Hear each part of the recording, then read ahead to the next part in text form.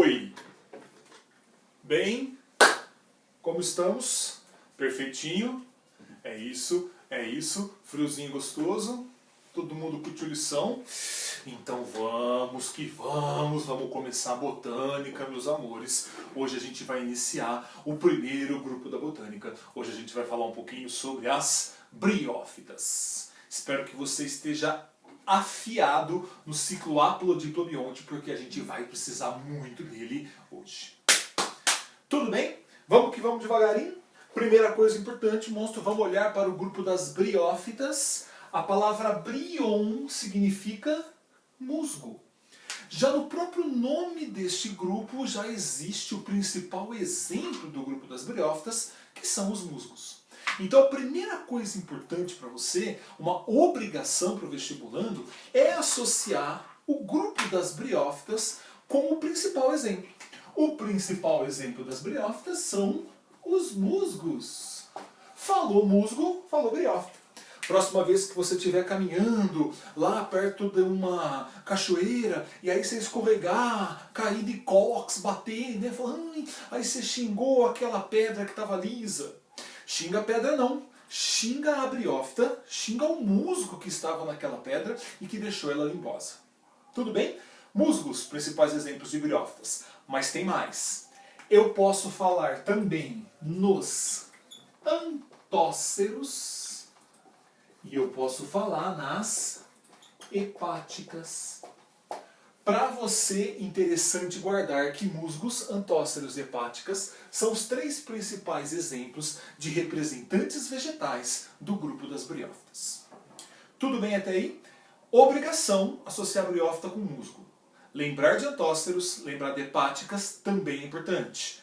Teve uma questãozinha da FUVEST uma vez que fez uma lista de vegetais. Sabe aquelas questões clássicas? Um vestibulando estava caminhando por um jardim botânico e aí ele coletou uma orquídea, ele coletou uma seringueira, né? E aí ele pergunta para você no item A classificar os vegetais coletados do jardim botânico dentro de cada um dos grupos. E nesse passeio o vestibulando tinha coletado uma hepática. Se você só lembra de briófita, musgo e não associa com hepática, provavelmente você teria errado a questão. Musgos, antóceros e hepáticas, os três principais exemplos de briófitas. Vamos discutir? Eu quero discutir algumas características gerais. Todo mundo fala que a botânica é meio encripada, né? Porque botânica tem muito nome. É verdade, tem bastante nome. Hoje você vai entrar em contato com alguns nomes da botânica. Mas vamos tentar analisar esses nomes, porque é aquilo que eu sempre digo. As palavras dizem aquilo que elas querem dizer, ok? Se a gente analisar um pouco essa palavra, talvez facilite a sua vida. Primeira característica geral para o musgo, primeira característica geral para uma briófita. Eles são os únicos vegetais avasculares. Prefixo A, negação vascular, né, de vasos.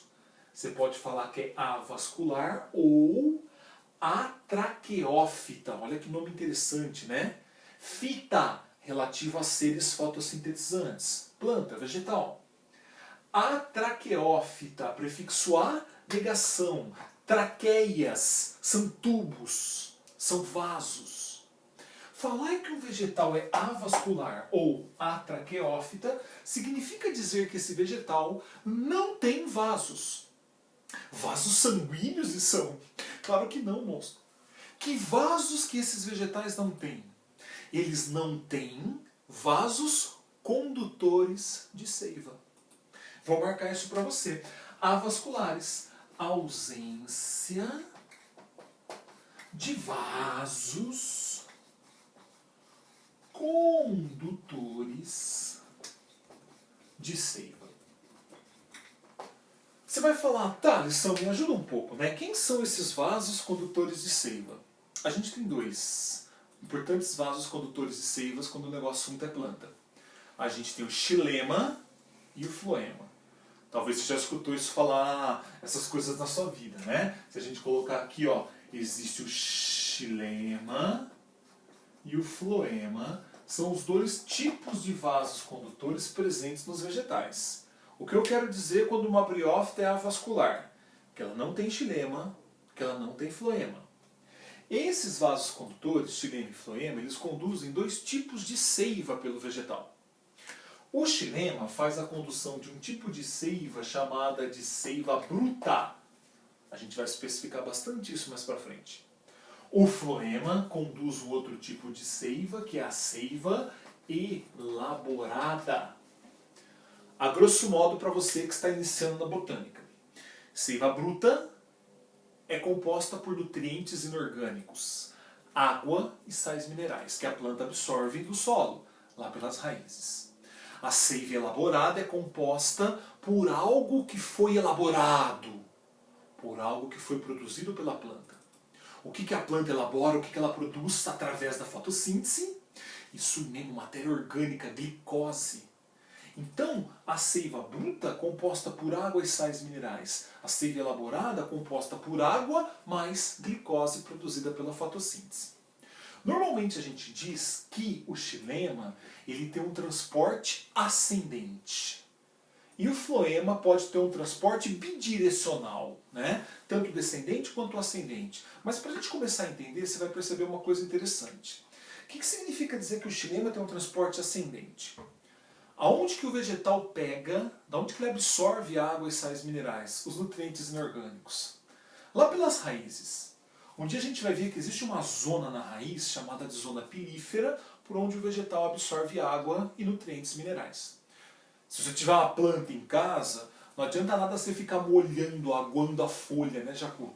Tem que pôr água lá embaixo, lá na parte da terra, para a água poder penetrar e ser absorvida pelas raízes. Uma vez que a água e o sal mineral entra pela raiz, ele vai cair nesse vaso condutor chamado de xilema. E o xilema vai transportar essa água da raiz para as folhas. Porque essa água absorvida na raiz tem que chegar nas folhas, porque lá na folha o vegetal vai aproveitar essa água para poder fazer a fotossíntese. Lembra que a água era um dos reagentes da fotossíntese? Então, o xilema faz o transporte de água e nutrientes minerais de maneira ascendente. Uma vez que as folhas produzem glicose pela fotossíntese, uma parte da glicose é consumida pelas próprias folhas. E o excedente dessa glicose desce para alimentar as raízes. Você concorda que raiz não faz fotossíntese? Na imensa maioria das vezes a raiz está embaixo da terra, nem luz chega lá. Mas é uma parte viva. E quem mantém ela viva é a glicose, é a comida produzida na parte aérea. Quem é o vaso que leva essa glicose das folhas até a raiz? Ele mesmo, o floema. E essa água mais glicose fotossintética compõe a chamada seiva elaborada. Quando eu digo que uma briófita é avascular ou atraqueófita, significa que ela não tem xilema, significa que ela não tem floema. Qual a consequência disso? Os nutrientes são transportados de célula a célula por difusão. Os nutrientes são transportados de célula a célula por osmose. E isso é bastante lento, o que fará com que esses vegetais tenham um porte reduzido. O fato das briófitas serem pequiticas é justamente o que justifica o seu tamanho, né, reduzido, é a ausência dos vasos condutores, uma vez que o transporte de nutrientes será de uma maneira muito menos eficaz, muito mais lenta, de célula a célula. Tudo bem até aí? Sem problemas? Monstro, por favor, você nunca vai ver um musgo de 1 metro. Você nunca vai ver um musgo de 2 metros. Não tem como. Um vegetal tem um grande porte, não tendo vaso condutor, uma vez que o transporte tem que ser feito célula a célula. Tranquilinho até aqui? Sem problemas? Uhul, uhul. Primeiro conceito, avasculares. Segundo conceito, eles são talófitas. Olha que termo, né? Fita, vegetal, ser fotossintetizante. Talo. Porra, monstro. Talo, né? Talo é um talo. Às vezes você pega um brócolis, você come as florzinhas, o que fica na tua mão? Um talo. O que significa dizer que ela é uma talófita, né? Quando eu olho para um talo, parece tudo uma coisa só. Dá para entender isso? Quando eu olho para um musgo, ele é um vegetal muito simples, que tem uma baixa diferenciação celular, uma baixa diferenciação de tecidos, de modo que ao olhar para um musgo, eu não consigo diferenciar as partes clássicas de um vegetal. Por exemplo, quando eu olho para uma angiosperma, quando eu olho para uma mangueira, por exemplo, eu consigo visualizar certinho o que é raiz, caule e folha. Quando eu olho para um musgo, eu não consigo diferenciar raiz, caule e folha. Parece que é tudo uma coisa só. Ele parece um talo, dá para entender isso ou não? Então, quando eu falo que o vegetal é talófita, significa dizer que ele tem uma baixa diferenciação de tecidos. Fica muito difícil eu diferenciar raiz, caule e folha nesse vegetal.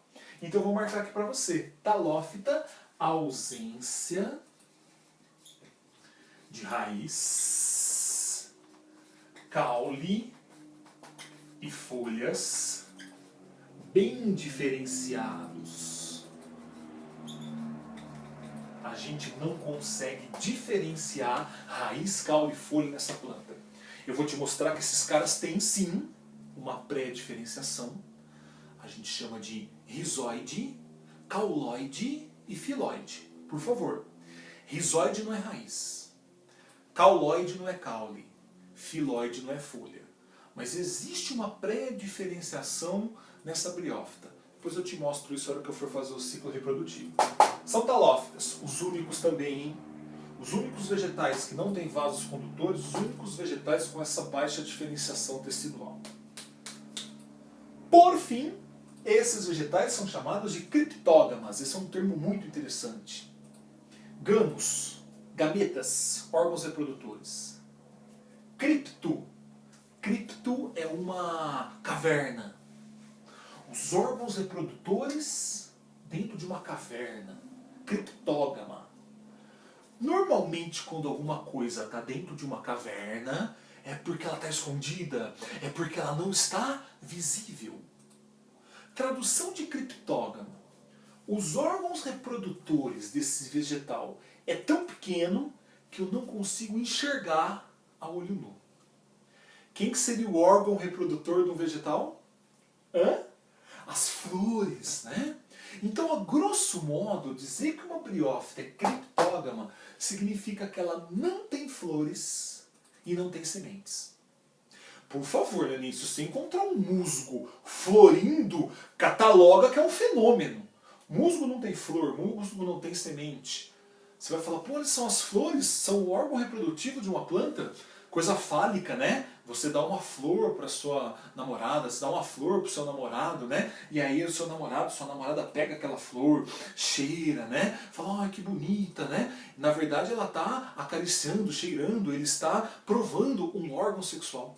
Portanto, a próxima vez que você der uma flor para o seu namorado ou para a sua namorada, dê uma flor bonita, uma flor vistosa, né? Para ele fazer uma analogia com o seu órgão reprodutor. Sussa? Então, flor, órgão reprodutor das plantas. Falar que briófita é criptógama significa ausência de flor e semente. Esses vegetais não possuem flores, esses vegetais não possuem sementes. Logo, são criptógamas. São os únicos e são o próximo grupo que a gente vai ver semana que vem, ou seja, as pteridófitas também são criptógamas. Samambaia não tem flor, samambaia não tem semente. Ok? Então, esse é o nome dado ao vegetal que não tem flores nem sementes. Coloquei uma observação final aqui para você, que é muito interessante, porque os musgos, eles são os primeiros vegetais a introduzirem o ambiente terrestre. Porém, eles dependem da água para o ambiente aquático. Né? Eles dependem da água principalmente para a reprodução. Eu encontro musgo no ambiente terrestre? Encontro. Ele cresce lá na sua calha, né? Ele cresce lá em locais úmidos. Mas sempre vou encontrar briófitas próximos de ambientes úmidos porque elas dependem da água para o processo de reprodução. Dá para fazer uma analogia muito interessante lá com o reino animal. Uma vez a FUVEST brincou com isso, né? Falou que as briófitas são os anfíbios do reino vegetal. Lembra disso? Peixe, hábitat aquático. Anfíbio, conquista o ambiente terrestre, mas está preso ao ambiente aquático por causa da reprodução. Com as briófitas é muito semelhante. Elas conquistaram o ambiente terrestre, mas estão presas ao ambiente aquático. E eu quero te mostrar no ciclo reprodutivo Qual é a característica reprodutiva das briófitas que segura, que prende esses animais ao ambiente aquático? Tudo bem? Então eu vou colocar aqui para você. Esses vegetais dependem da água para a reprodução. Conquistam o ambiente terrestre, mas são dependentes do ambiente aquático na hora que vão se reproduzir. Tudo bem até aqui? Caracterizações gerais, nome, quem são as briófitas, esses termos botânicos. Vamos parar por aqui a parte 1 do nosso vídeo, porque já já eu venho com o ciclo reprodutivo para a gente conseguir entender algumas características das briófitas e principalmente essa dependência da água para a reprodução. Nós.